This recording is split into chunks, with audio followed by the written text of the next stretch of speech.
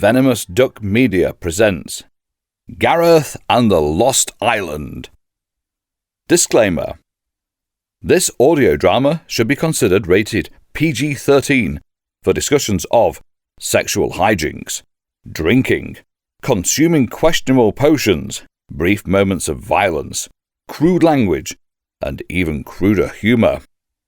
Please use caution when listening in public, as this story may cause audible laughter. Venomous Duck Media is not liable for any strained abdominal muscles you may receive while listening, or the strange looks you might get from other commuters. If laughter persists for more than 4 hours, seek immediate medical attention. Gareth and the Lost Island is the story of a young professor named Gareth Mintel, and his adventures dealing with pirates, reptilian slavers, irritable skeletons, and a vicious, venomous duck. Now, to best understand Gareth and the world that made him, we need to go back to the beginning, and by that I mean the very beginning.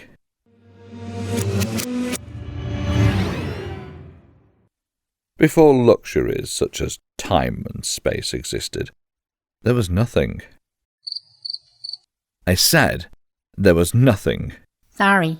As I was saying, this complete lack of anything left the goddess Fate with very few entertainment options. Bored. To relieve the tediousness of non-existence, Fate decided to try a little experiment. I wonder what would happen if I do this. Fate's experiment had created the very first something. That something was an explosion so intense it spawned not one, but an infinite number of universes. Cool. The universe we are interested in is one that somehow managed to meld both magic and science into a unified set of laws that governed how things worked. Yep, that was me. If we narrow our focus even more, we come across a solar system with 7 planets orbiting a bright yellow sun. One of the planets just happened to be in the perfect spot to have life spring up. That was me too. You're welcome. Thanks to the combined powers of magic and science, several sentient races evolved on Hadronus. Just like intelligent life throughout the multiverse, the sentient races of Hadronus managed to royally cock things up. Okay. That was totally not my fault. The pride and jealousies of the different races led to 2 separate wars that almost left Hadronus bereft of intelligent life on both occasions. These wars were later referred to as the First and Second Great Apocalypses. Hey, narrator. Yes? Well, I'm immortal, and the listeners aren't. You might want to speed this up a bit. Yes, of course. Let me see. Here we are. Thousands of years after the Second Great Apocalypse, the intelligent species on Hadronus pulled themselves up out of the ashes and gave civilization a go once more. Of the remaining 12 intelligent species, humans rose to be the most dominant of the lot. Humans, just being human, bred like bunnies, and soon overran the borders of their home in the southern continent. During this time, the 12 intelligent species on Hadronus, including humans, lived in a golden age of magic crystals and steamwork gears. Eventually, we reach the point where our story takes place. About time. I'm sorry. What was that? Didn't hear you. Nothing. Go on with the story. Despite the university he worked for being mired in greed and politics, a young professor still found reasons to celebrate and made his way to the local pub with his adoptive father. This young professor's adventures would eventually make him a household name across Hadronus, not to mention the tales of his experiences with a certain questionable magic talisman would be used to frighten children and those with sensitive noses around campfires for generations to come. Yes! Finally! We get to the good stuff! But we are getting ahead of ourselves. Before he changed the world, Gareth Mintel got really, really drunk.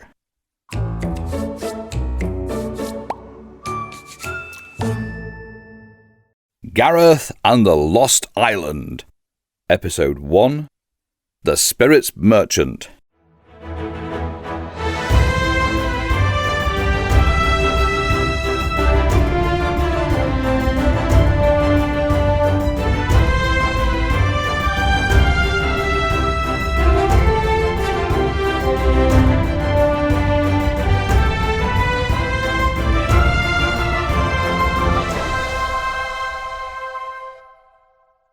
All right, Gareth. You know the traditions of the Spirit's Merchant. It's time for you to stand and give your nightly toast. Remember, it can be about anything. Let me think. Oh, okay. I got one. All right, Gareth.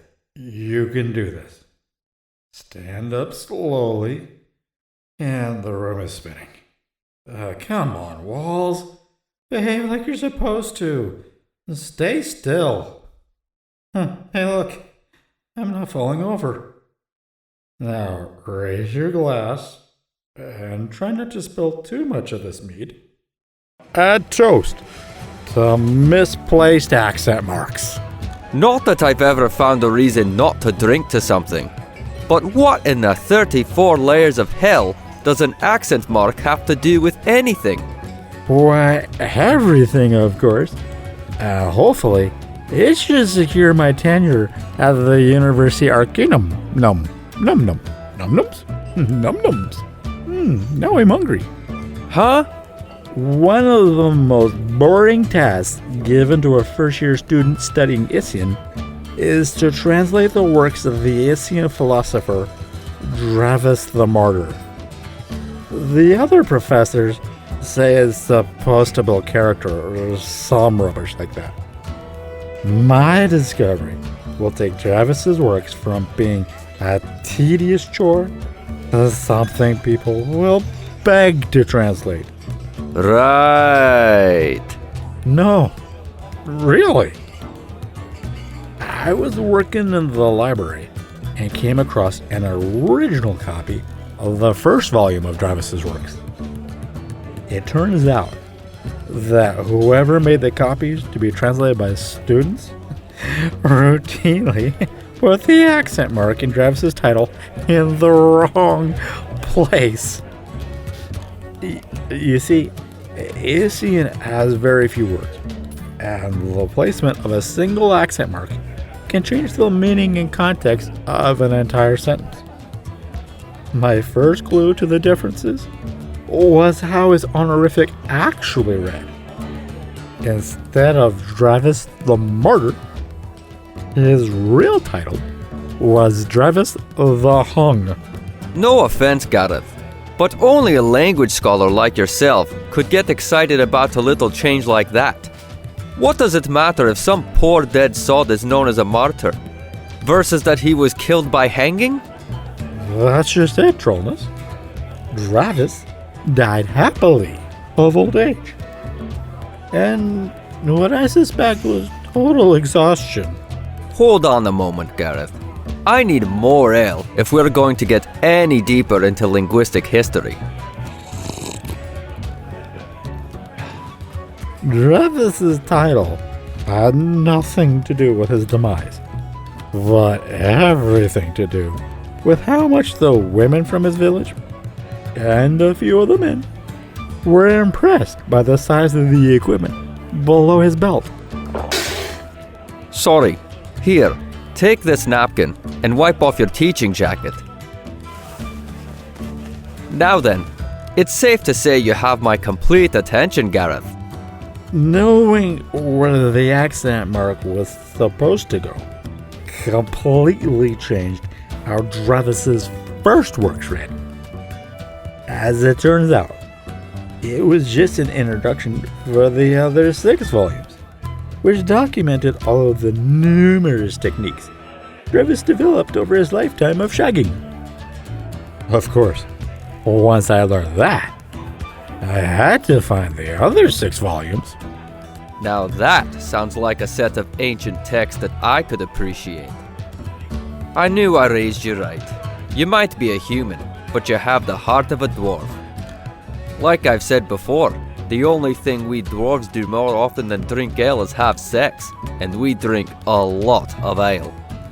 I dug through nearly every storage room in the library's basement, and must have sifted through several tons of parchment before I found the collected works of Travis. They ended up being in an unlabeled box in the back of an alcove that was set aside for cleaning spells and rituals. Travis may have had the appetite of a dwarf, but he was nothing if not thorough in the documentations of the techniques he'd either learned or developed on his own. Volume 3 is, well, let's just say I had to take a series of cold showers while I translated it. Hold up for a minute, Gareth. It looks like a pretty little dryad is headed our way. Judging from the wood grain pattern I can see, I would guess her bonded tree must be an elm.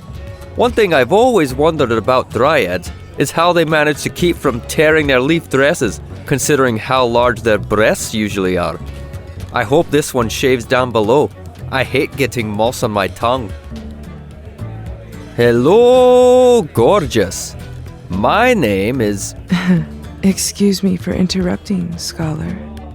But the Isians were friends of my people before the Second Apocalypse.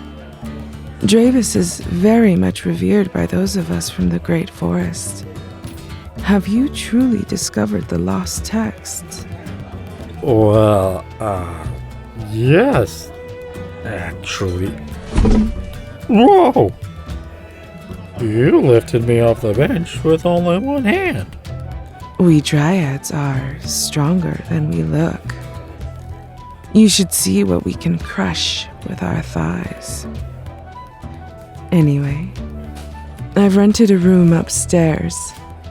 Let's see how much of Dravis's teaching you were able to retain. I would love to go with you, but I just have to know which one of you is asking. The pretty triad on the left, or the one on the right? You're seeing double, Gareth. Now where did I put that blasted vial? Ah, there it is. Here, Gareth. Drink this. 3 quick questions for you first. Number 1. What is it? Number 2. Why is it an unnatural green color? And 3. Is it moving on its own? 3 quick answers then. It's the sobriety potion I've been working on. I'm not really sure. And yes it is. Look, you don't have to drink it, but you'll want to be sober to fully appreciate all a dryad can offer. Plus, I think this beautiful sapling here would like you to be at the top game, so to speak. Yes, I most definitely would. There are several positions I would like to try with this young man, and most of them require fairly good balance from both of us. Thank you, kind dwarf. That has to be the best argument for drinking a potion I have ever heard. All right. Nothing ventured, nothing gained. Ow! Good gods, Tralnis! That tastes worse than your cooking. Wait, the room stopped spinning. And there's only one dryad standing next to me. You finally got the potion to work. Don't wait up for me. And they're gone. Time for my toast, it seems. I just have to stand on this bench so everyone can see me. Tonight, my son has done that which many, including myself, never thought possible. He managed to attract a beautiful young woman who approached him and nearly dragged him off to her bedchambers. Fellow scholars, that was not the impossible deed of which I speak. My son is a handsome man, and several women have hoped to ensnare him before this. No, the seemingly impossible feat was that the young woman was insistent he bed her not despite him being a language scholar, but because of it. I call dragon shit on that. Everyone knows you short little dwarves like to tell tall tales. Now, if you would be willing to swear it upon one of the accepted gods, then maybe we will believe you. I'll do you one better, you bigoted arse. I will swear on something more important to a dwarf than any imaginary person in the sky. I swear upon this fine ale in my mug that what I said is the truth, and if I should have lied, may my ale taste like scaled one piss for the rest of my life. Yup, still tastes as good as the first ale I had when I was just a wee lad. To Gareth Mintel, may he continue to do the impossible. Now then, Tralnis, old chap. Time to see who might be up for a tumble. Can't let my son show me up after all.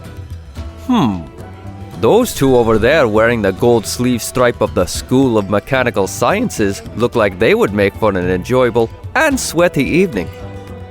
I can't decide if the young man or the young woman is the better looking of the pair. Not that it really matters. Either one would look like they will put a smile behind this handsome beard of mine.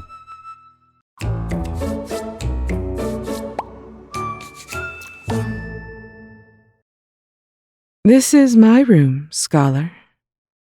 Let me unlock the door for us. After you. Wow, I didn't know the spirits merchant even had rooms this nice. I definitely wasn't expecting matching furniture or such a large window. The only drawback is the fact that the window, which does provide a pretty view of the twin moons, opens up right above the stables. Unlike the rest of these sentient races, my people find the smell of fresh fertilizer to be very enticing. It promotes growth and new life, after all. I never thought about it like that, but it makes sense for a species that is equal parts plant and animal to appreciate that smell. Now excuse me for a moment while I lock the door.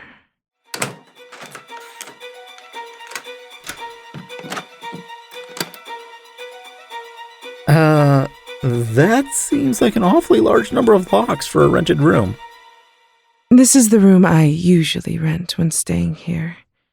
The owners of the Spirits Merchant know that I hate to be disturbed when entertaining myself and others. So they installed these locks for me. You don't want to be disturbed tonight, do you? No, I don't. I didn't think you would. Now, let's see about getting you out of those delicious clothes. I have always had a thing for the University Arcanum uniform, with that smart-looking burgundy jacket and sharp gray trousers. Wait, before we go any farther, shouldn't I at least know your name? Do we need names to do what our bodies crave? No, I don't suppose we do. I didn't think so. Now, let's get rid of those clothes of yours.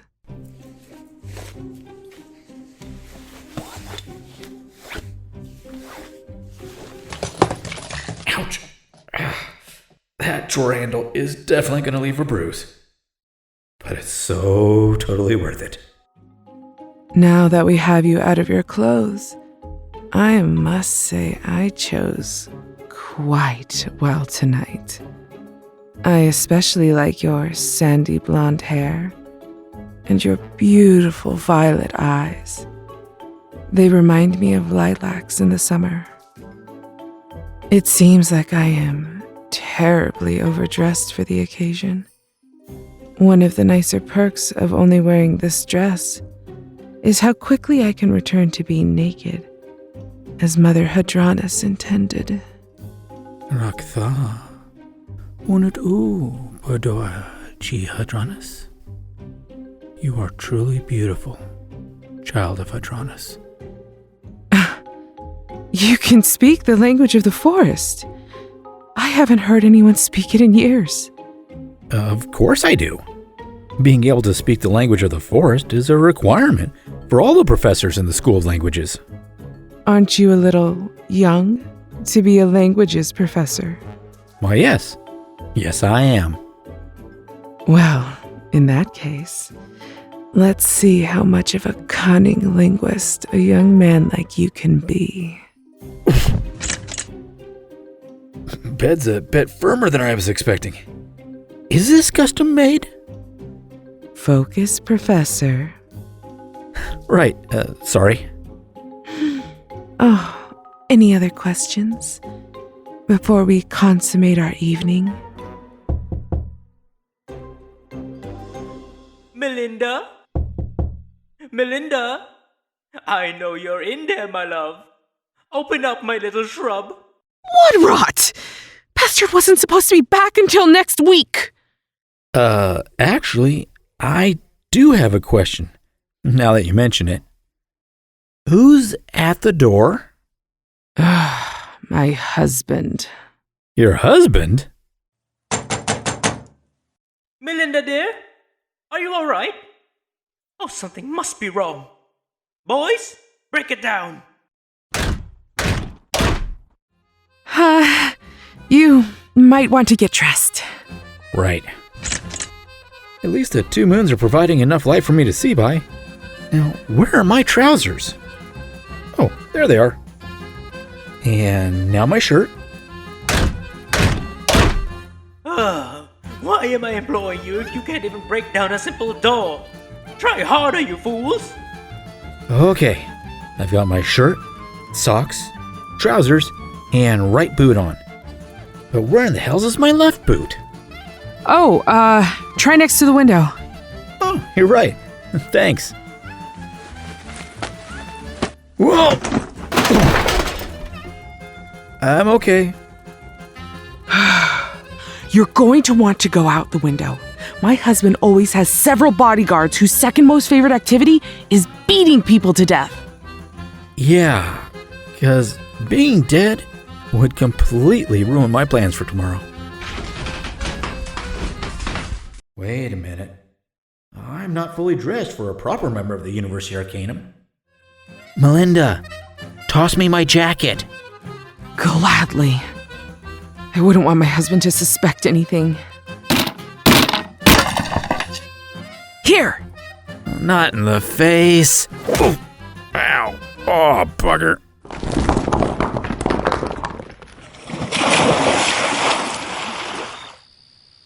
Wonderful. Just when I was about to have a literal roll in the hay, some arsehole falls into an oversized horse trough not 6 feet away from me. Sorry, you two, but it looks like we'll have to try this again some other night. It would probably be best if you both left quickly. I have a feeling things are going to get very tense in a few moments.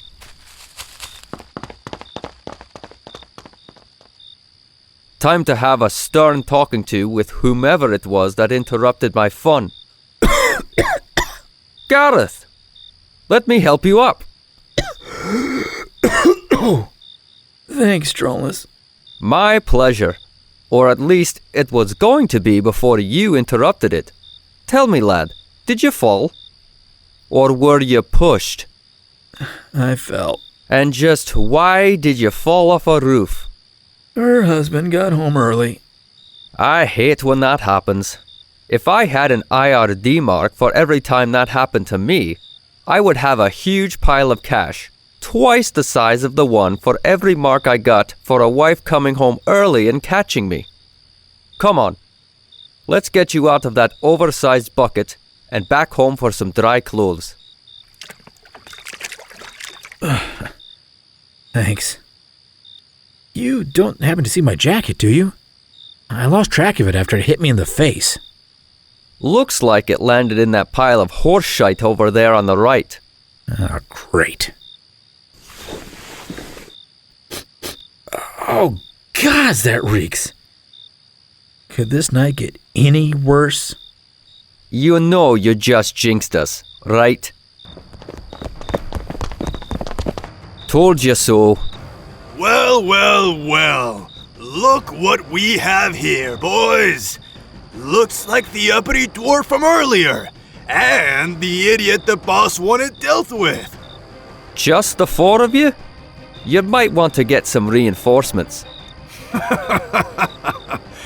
We don't need to. I guess we'll see if the four of you can take us then. No, Shorty. I meant we don't need to go and get reinforcements. They should be here in 2 shakes of a melon lizard's tail. In fact, I think I hear them coming now. Gareth, I hate to say this, but we're screwed. And not in a fun way. I should have known. Scum from the university, judging from those jackets. My Melinda is pure as driven snow and would never betray me. It must have been that blasted magic that you freaks teach there that swayed and seduced my little shrub. Don't you agree, boys? Is it just me? Or are none of these brutes willing to look their boss in the eye? Looks that way to me. And that one over there is pulling up on his collar, trying to hide a rather obvious hickey. Damn, I think that last must be part dwarf. Shut up, you middle-class person. As for those of you employed by me, we will talk about this after you kill these two and give their bodies to the sea. You heard the boss. Time to have some fun. Not as much fun as a night with Melinda, right, guys? Ain't that the truth? Shut up, you! Get it, boys! I wouldn't do that if I were you. And why not? Like your boss said, my companion and I are from the University Arcanum. We possess magic you've never dreamed of. I don't know about that. After my mum's squirrel and parsnip stew, I have some really weird dreams. Tell me again why I let you into the gang. I think it was because you married my sister. Ah, that's right. And not a day goes by that I don't regret both of those decisions. Now shut up while I'm talking! What sort of magic are you threatening us with, Scholar? Nothing less than a Kronish protection talisman. You know, the Kronish. A civilization between the first and second great apocalypses, known for their powerful rune techniques. You lot have no idea what I'm talking about, do you? I think you lost them at nothing less. Anyway, this particular talisman is said to call forth the unholy winds to lay low the user's enemies. Tralnis, grab my arm. To Shenish. Gareth, nothing is happening. I don't understand. I took the talisman to the guys in Applied Magics, and they said that not only was it magical, but fully charged as well. Oh, oops. I had it turned around in my hand. To Shenish.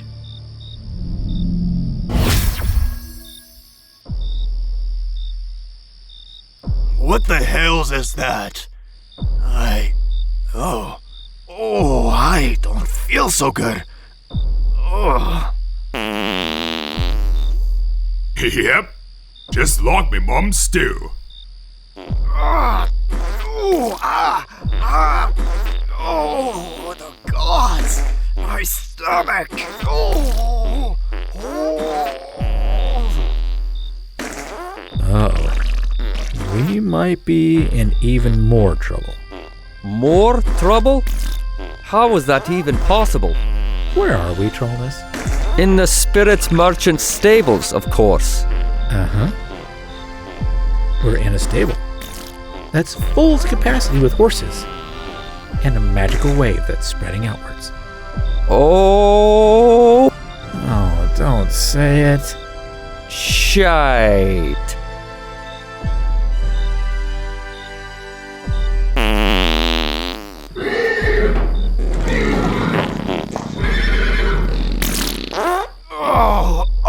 Oh, God! My mouth was open! Oh, I can taste it! We should leave now. Good plan.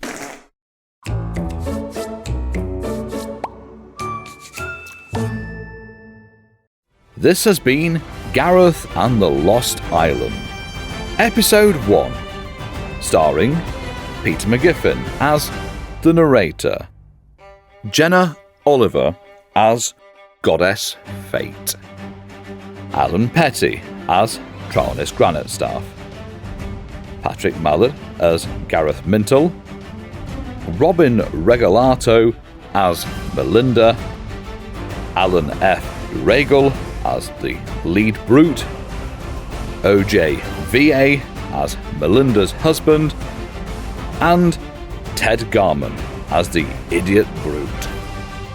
No horses came down with chronic flatulence whilst recording this show. When asked about himself, the director said that was a rather personal question, and then asked us to pass in the air freshener. Gareth and the Lost Island was written and directed by Patrick Mallard.